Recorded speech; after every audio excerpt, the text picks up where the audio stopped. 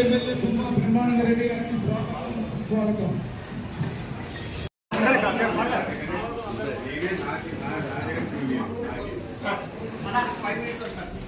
Okay కానీ మీ ఇష్టం.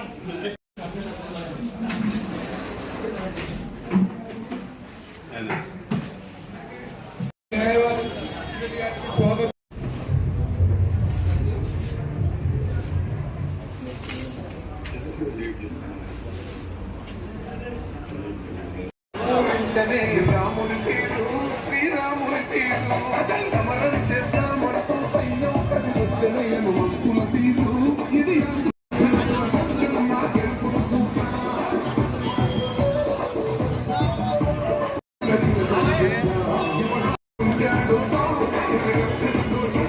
నాకెప్పుడు చూస్తా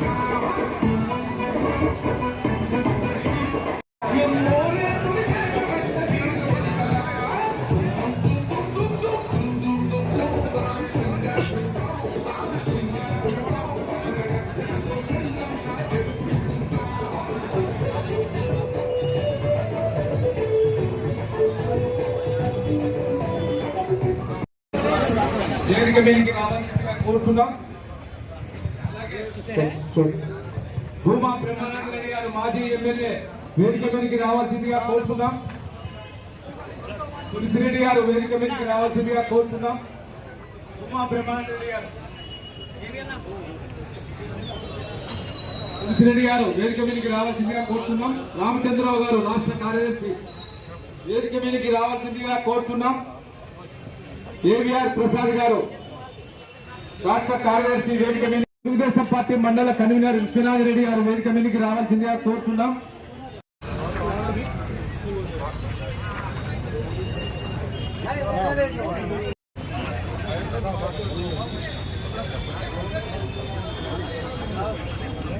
కొంచెం ఎన్నిక వచ్చేయండి అన్న, అందరూ పడతారు.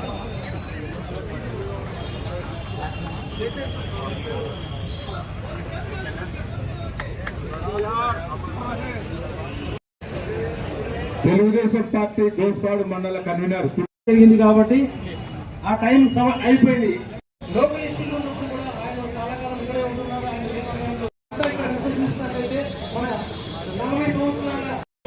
మహానాడు జరగబోతుంది కాబట్టి దీనికి అందరూ కూడా హాజరు కావాలి. ఎందుకంటే ప్రభుత్వం రాకముందు కనిగిరిలో ఒకసారి మహానాడు జరిగింది, చాలా అద్భుతంగా జరిగింది. ప్రభుత్వం వచ్చినాక జరిగే మహానాడుకు ప్రభుత్వం రాకముందు ఉండే మహానాడుకు చాలా తేడా ఉంటుంది.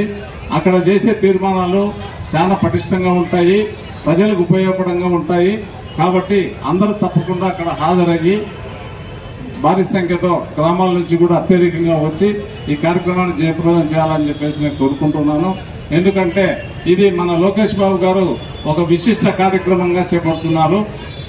కాబట్టి అక్కడ జరిగే తీర్మానాలు కానీ ఆ మహాసభలో జరిగేటువంటి అంశాలన్నిటి కూడా మనం అందరం విని అవన్నీ కూడా పార్టీలో ఒక అభివృద్ధి చేస్తే రాష్ట్రం మొత్తం అభివృద్ధి చెందుతుంది. కొన్ని ఆహ్వానాలు ప్రతిపక్షాలు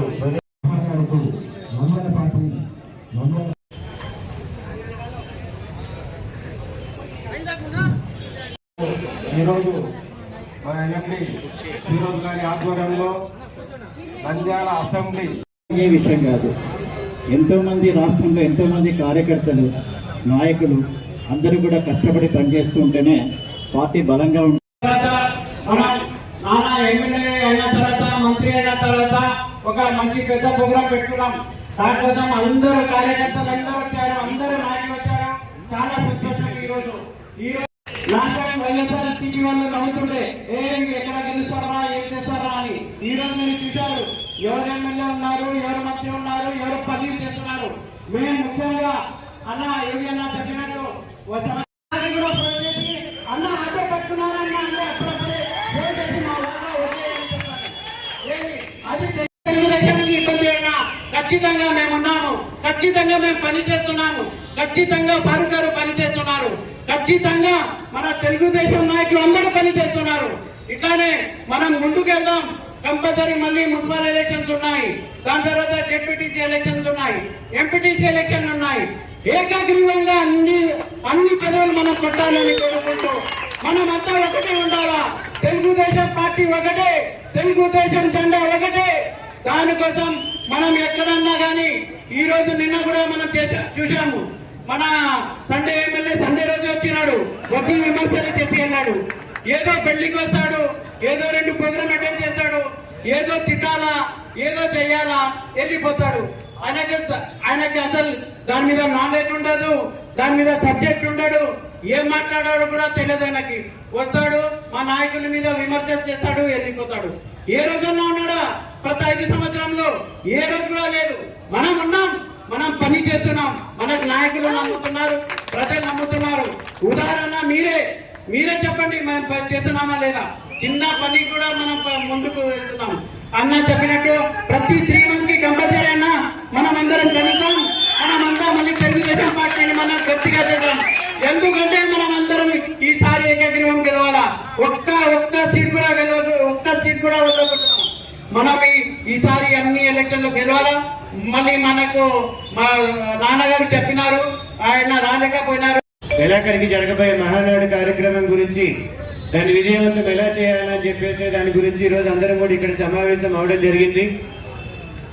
గత 5 సంవత్సరాలు అందరూ కూడా ఎలాంటి ఇబ్బందులు పడ్డారు, వైఎస్ఆర్సీపీ అధికారంలో ఉన్నప్పుడు తెలుగుదేశం కార్యకర్తలు కానీ అందరినీ ఎలాంటి ఇబ్బందులు పెట్టారు, రాష్ట్ర వ్యాప్తంగా కూడా దాని అందరినీ కూడా అందరం కలిసికట్టుగా ఎదుర్కొని ఈరోజు ముఖ్యమంత్రిగా చంద్రబాబు నాయుడు గారిని తీసుకొచ్చి తెలుగుదేశం జెండా మనం ఈరోజు రాష్ట్రంలో పాతడం జరిగింది. ఈరోజు ఎంత ఇబ్బందులున్నా కూడా పార్టీ తరఫున ముఖ్యమంత్రిగా చంద్రబాబు నాయుడు గారు ఏవైతే హామీలు ఇచ్చారో అవన్నింటినీ కూడా నిజం చేసే విధంగా ఆయన కష్టపడుతూ ముందుకెళ్తున్నారు. ఆయనకి అంతే సమానంగా లోకేష్ గారు కూడా ఈరోజు కష్టపడుతూ ఉన్నారు. మన అందరం కూడా ఇదే విధంగా కష్టపడి, గతంలో వైఎస్ఆర్సీపీ అధికారంలో ఉన్నప్పుడు ప్రతి ఒక్కరు ఎవరైతే కష్టపడ్డారో వాళ్ళందరూ వాళ్ళ కష్టాన్ని మర్చిపోకూడదు. తెలుగుదేశం పార్టీ గెలుపు కోసం పడ్డ కష్టాన్ని కూడా ఏ కార్యకర్త మర్చిపోకుండా ఈ రోజు వైఎస్ఆర్సీపీ నాయకులు మన శిల్పారావు చంద్రకిషోర్ రెడ్డి గారు ప్రెస్ మీట్ పెట్టి మాట్లాడడం జరుగుతూ ఉంది. కూటమి ప్రభుత్వం వచ్చినప్పటి నుంచి ఏదో అన్యాయం జరిగిపోతున్నాయి, ప్రజలకు ఇబ్బందులు పడుతున్నాయని. మీ 5 సంవత్సరాలు మీరు అధికారంలో ఉన్నప్పుడు మీరు చేసిన ఒక్క మంచి పని చెప్పుకోలేని పరిస్థితిలో మీరున్నారు. మొత్తం రాష్ట్రంలో కానీ నంద్యాల కాన్స్టిట్యున్సీలో కానీ గతంలో ఎప్పుడో 7 సంవత్సరాల ముందు జరుగుతున్న అభివృద్ధి పనులను కూడా మీరు కొనసాగించలేక మధ్యలో ఆపేసినవే ఉన్నాయి. మీరు ఈ రోజు చంద్రబాబు నాయుడు గారి గురించి మాట్లాడే అర్హత కూడా మీకు లేదని కూడా ఈ సందర్భంగా తెలియజేస్తున్నాను. ప్రతి ఒక్క తెలుగుదేశం పార్టీ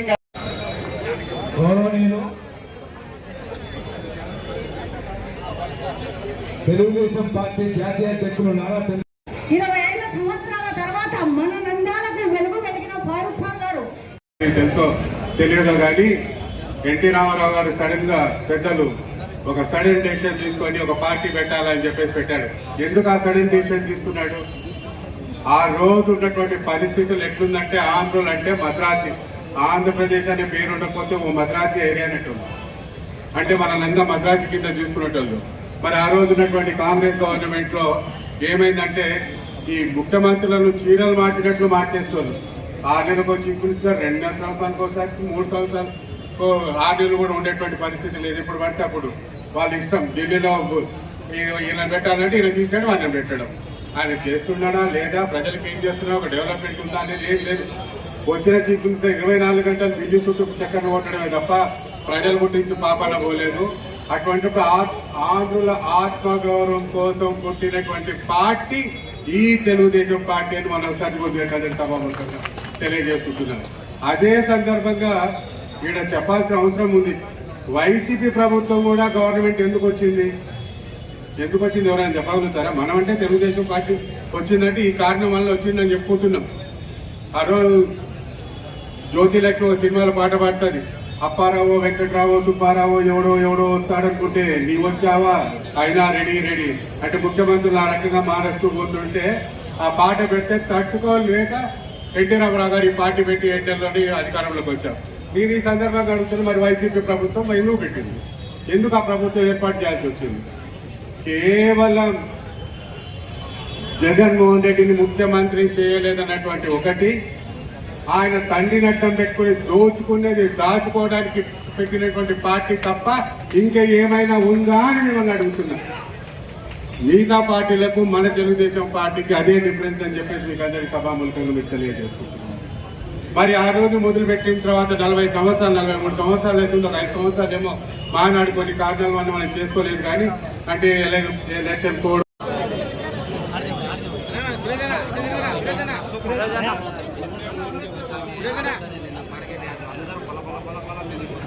ఓకే అన్న, కొంచెం ఫ్రీగా ఉంటే ఏదన్నా ఫోటోలు వచ్చాయి.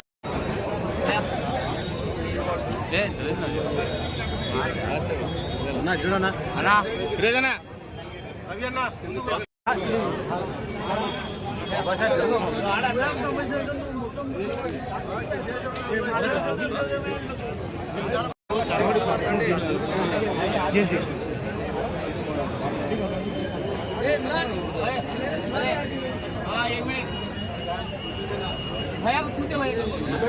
సన్మానాలు అయిపోయి ఓకే సార్ మీ బీసీ సార్ మీ ఫ్రెండ్ అడిగే సార్ మీ బీసీ అడిగే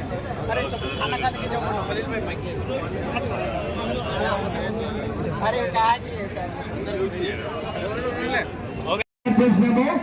మరి అందరూ భోజనం చేయవలసిందిగా కోరుతున్నాం.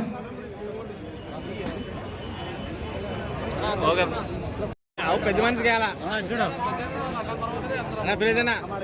తెలుగుదేశం పార్టీ కార్యకర్తలందరికీ భోజనాలు ఏర్పాటు చేశారు.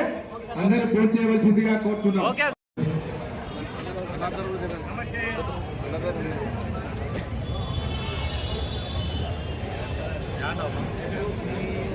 అన్నా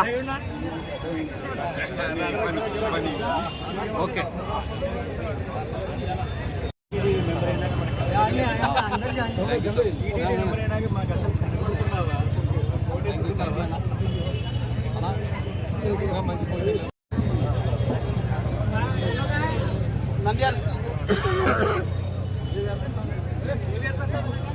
చూడనా ఓకే అన్న విరేజనా అన్న ప్రధాన ముందుకు రా అన్నా విరేజనా ఓకే అన్న ఖలీల్ భాయ్ పూర్తి అయిపోతుంది.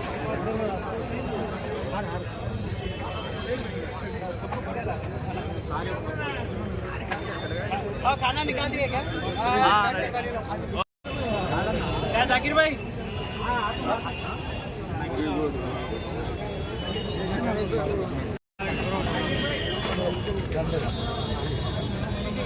చూడనా శ్రావణ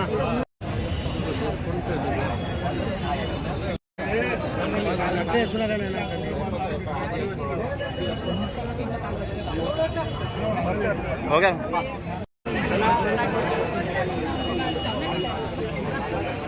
ఓకే మున్నా భాయ్ అన్న చూడు ఎట్లా ఉన్నారా వాళ్ళ ఎదురుగా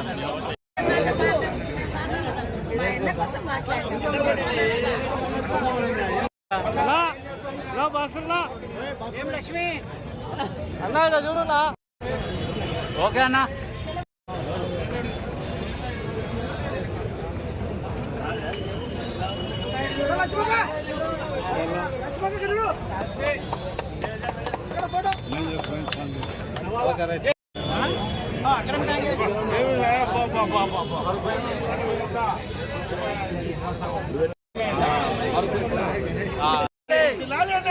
నాయకత్వం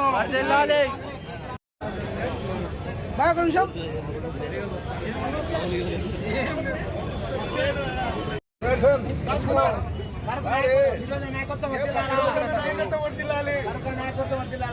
చెప్పండి అందరూ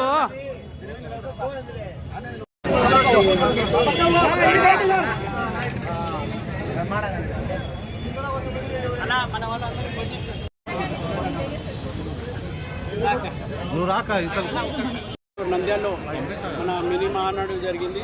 అంతా నంద్యాలలో ఉన్న మన తెలుగుదేశం కార్యకర్తలు కానీ, మన కౌన్సిలర్స్ కానీ, మాజీ కౌన్సిలర్స్ కానీ, మన టీడీపీ నాయకులు మెయిన్ మన వీరాజ్ ప్రతాప్ రెడ్డి గారు, భూమా బ్రహ్మానంద రెడ్డి గారు, ఏవి సుబ్బారెడ్డి గారు, చిచ్చి అన్న, అట్లానే రామచంద్ర అంకుల్, ఏవిఆర్ ప్రసాద్ అన్న, అంతా మండల నాయకులు, జిల్లా నాయకులు అందరూ వచ్చినారు. మన ముఖ్య అతిథిగా మన ప్రెసిడెంట్ గారు వచ్చినారు, మల్లాల రాజశేఖర్ గారు, ఇంకొకటి అబ్జర్వర్ రవికుమార్ గారు. మహానాడుకి ఎట్లా ఆర్గనైజ్ చేయాలా వాళ్ళంతా ఒక నంద్యాలలో తీర్మానం కూడా జరిగింది. మనం నెక్స్ట్ వచ్చే 1 ఇయర్లో ఏమేమి డెవలప్ చేయాలని కూడా అంత తీర్మానం కూడా ఫారూక్ గారు వచ్చిన తర్వాత ఖచ్చితంగా ఆ తీర్మానం కూడా ఖచ్చితంగా మేము ముందుకు పట్టి మళ్ళీ ముందు మన మహానాడుకి ఎట్లా సక్సెస్ఫుల్ చేయాలా, అందరు కలిసి ఎట్లా వెళ్ళాలి.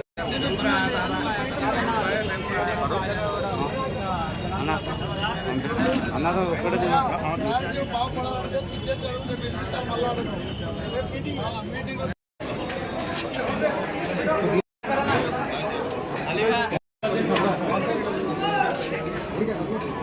భాస్కర్ ఇట్లా